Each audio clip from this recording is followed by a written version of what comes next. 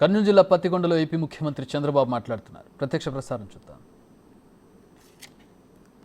April నుంచి వడ్డీతో సహా మొత్తం 3 నెలలు కలిపి ఒకేసారి 7,000 రూపాయలు పింఛనిచ్చిన పార్టీ తెలుగుదేశం పార్టీ. అక్కడి నుంచి నెలవారీగా ఇస్తూ వస్తున్నాం. దీనికి కూడా ఒక పేరు పెట్టాం, పేదల సేవలో. రాజకీయ నాయకులందరూ కూడా, అధికార యంత్రాంగం మొత్తం మొదటి తారీఖు వస్తే నేరుగా మీ ఇంటికి రావాలి, మీ దర్శనం చేసుకోవాలి, మీకు పింఛనిచ్చి మీ కష్టాలు నష్టాలు నేరుగా చూసి మీకు అండగా ఉంటామని భరోసా ఇవ్వడం కోసమే ఈ కార్యక్రమాన్ని తీసుకొచ్చాను. ఈరోజు మీరు ఒకసారి చూస్తే ఇప్పటికే 12,508 కోట్లు ఇచ్చాం. సంవత్సరానికి 34,000 కోట్లు అవుతుంది. పర్వాలేదు, ఎంతైనా సరే ఈ పేదవాళ్ళ ముఖంలో సంతోషం చూడడం, చిరునవ్వు చూడడం నా యొక్క లక్ష్యం. తప్పకుండా ఈ కార్యక్రమాన్ని శాశ్వతంగా కొనసాగిస్తానని మరొక్కసారి మీ అందరికీ హామీ ఇస్తున్నా. ఇంకో పక్క మీరు ఒక్కసారి ఆలోచించుకోవాల్సింది, ఈరోజు ఈ సమస్యలే కాకుండా ఈరోజు రాష్ట్రంలో అనేక సమస్యలు ఉన్నాయి. నేను 100 రోజుల్లో ఇప్పటికే మీరు చూశారు చాలా కార్యక్రమాలు చేశాం. ఉద్యోగస్తులకైతే ఒకప్పుడు ఇక్కడే ఉన్నారు మా ఉద్యోగస్తులంతా. ఏమయ్యా నెలవారీగా జీతాలు వస్తున్నాయా లేదా అని అడుగుతున్నా మిమ్మల్ని. ఒకప్పుడు నెలవారీగా వచ్చేటి అని అడుగుతున్నా. రిటైర్ అయిన వాళ్ళకి పింఛన్లు వచ్చాయని అడుగుతున్నా. ఈరోజు ఎవ్వరు అడిగే పని లేదు. ఏ విధంగా అయితే పేదవాళ్లకు పింఛన్లు టంచనగా ఇస్తున్నామో ఉద్యోగస్తుల జీతాలు కూడా మొదటి తారీఖు ఇచ్చిన ఘనత తెలుగుదేశం ప్రభుత్వాన్ని, కూటమి ప్రభుత్వాన్ని అని చెప్పి నేను మీకు తెలియజేస్తున్నా. అయితే నేను ఎప్పుడు కూడా కష్టాలు నష్టాలు మీతో పంచుకోవాలి. నా ఆలోచన ఒకటి, ప్రతి ఒక్క కుటుంబానికి అండగా ఉండాలనేది నా కోరిక. మీ జీవితాల్లో వెలుగు తీసుకురావాలనేది నా సంకల్పం. అందుకే మొన్న ఎన్నికల్లో చూశాను. నా జీవితంలో ఎప్పుడు కూడా అలాంటి ఎన్నికలు చూడలేదు. నేను మిత్రుడు పవన్ కళ్యాణ్ గారు బీజేపీ కలిసి పోటీ చేశాం. కలిసి పోటీ చేసి నిలబెట్టిన అందరూ గెలిచారు. 93% గెలిచారు.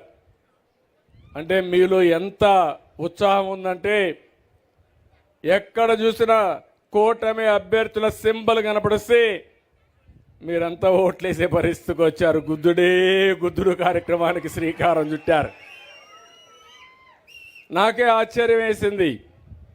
మన నాయకుడు ఎన్టీ రామారావు గారు ఉన్నప్పుడు 94లో రాలేదు, 83లో రాలేదు, 2024లో వచ్చిందంటే మీలో ఉండే చైతన్యం, మీరు పడిన కష్టాలు. ఇప్పుడు నవ్వుతున్నారు. 5 ఏళ్ళు మీ ముఖంలో నవ్వు కూడా చూడలేదు నేను. మాకు ఆ ఇబ్బందులే. పాపం శ్యాంబాబు ఇక్కడ రావాలంటే భయపడేవాడు. అంటే అంత దుర్మార్గంగా రాజకీయం జరిగింది. అవునా కాదా అని మిమ్మల్ని అడుగుతున్నా. హత్యా రాజకీయాలు, పోలీసుల వేధింపులు, ఎవరైనా స్వేచ్ఛగా మాట్లాడే స్వేచ్ఛ లేకుండా ప్రజాస్వామ్యాన్ని అపహాస్యం చేసి గ్రామాల్లో ఎక్కడ కూడా లా అండ్ ఆర్డర్ లేకుండా చేసే పరిస్థితికి వచ్చారు. నేను 4వసారి ముఖ్యమంత్రి పదవి నాకు కొత్త కాదు. 95లోనే సమైక్య ఆంధ్రప్రదేశ్లో ముఖ్యమంత్రిగా ఉన్నాను. ఇప్పుడు చూస్తూ ఉంటే మొన్న అదే అన్నాను, కుర్రాళ్ళు అరుస్తున్నారు 95 CBN అని. అదే చూపించాలనుకుంటున్నా ఇప్పుడు. ఆ రోజు నేను పరిగెత్తా, అధికార యంత్రాంగాన్ని పరిగెత్తించాను. ప్రజలకు కూడా ఒక విజన్ ఇచ్చాను.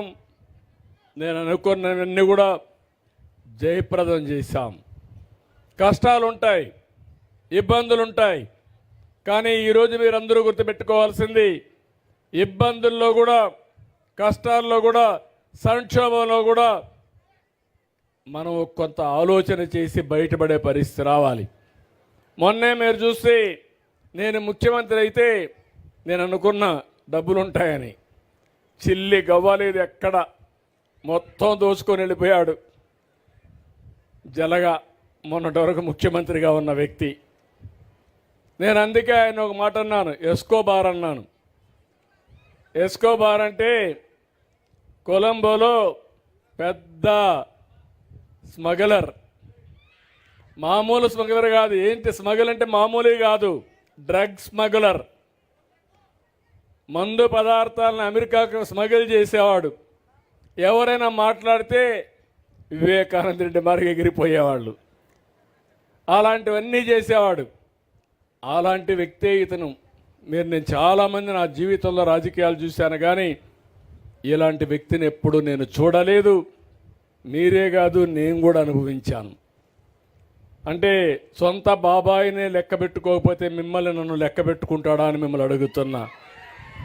మనిషి యొక్క వ్యక్తిత్వం మీరు గుర్తుపెట్టుకోవాల్సిన అవసరం ఉంది. సరే, ఎక్కువ టైం మాట్లాడితే మన శక్తి అంతా మనం వేస్ట్ చేసుకున్నట్టు అవుతుంది. అయితే ఈరోజు మీరు చూస్తే ఖజానా 10 లక్షల కోట్ల రూపాయలు అప్పులున్నాయి. 10 లక్షల కోట్లకు 1,00,000 కోట్ల రూపాయలు వడ్డీ కట్టాలి, మళ్ళా కూడా అసలు కట్టాలి. ఈ రెండు కట్టాలంటే ఎక్కడ దేవాలనో అర్థం కాలేదు. అప్పులు ఇచ్చే మార్గం లేదు. కానీ మీరు ఒక మంచి పని చేశారు. 93% అభ్యర్థులు గెలిపించారు. 21 మందిని ఎంపీలు గెలిపించారు. ఆ ఎంపీలే మన పట్ల ఈరోజు సంజీవనిగా మారింది.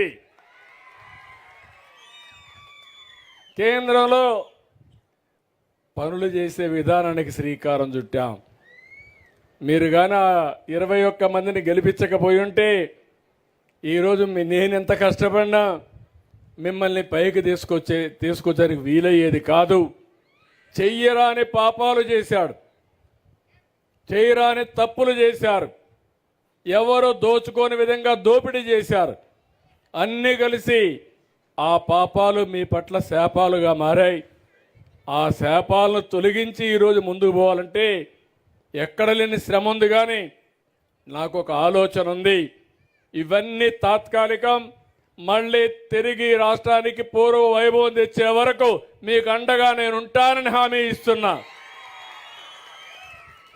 అందుకే ఈరోజు మీరు ఒక్కసారి చూస్తే ఇరిగేషన్ శాఖ, నేను ఆ రోజు ఇక్కడ ఆలోచించాను. కేఈ కృష్ణమూర్తి గారి ఆధ్వర్యంలో అన్ని చెరువులకు నీళ్లు తేవాలని, హంద్రి నీవా ద్వారా వచ్చే నీళ్లు అన్ని చెరువులకు ఇవ్వాలని, వేదవతి ఇరిగేషన్ ప్రాజెక్ట్ వస్తే ఈ కరువు జిల్లాలో ఉపయోగపడుతుందని, గోదురు రాఘవేంద్ర కానీ లేకపోతే గుండ్రేవులు కానీ కేసీ కెనాల్ కానీ ఇవన్నీ కూడా తీసుకొచ్చి ఈ ప్రాంతాన్ని అభివృద్ధి చేయాలని మనం ముందుకు పోయాం.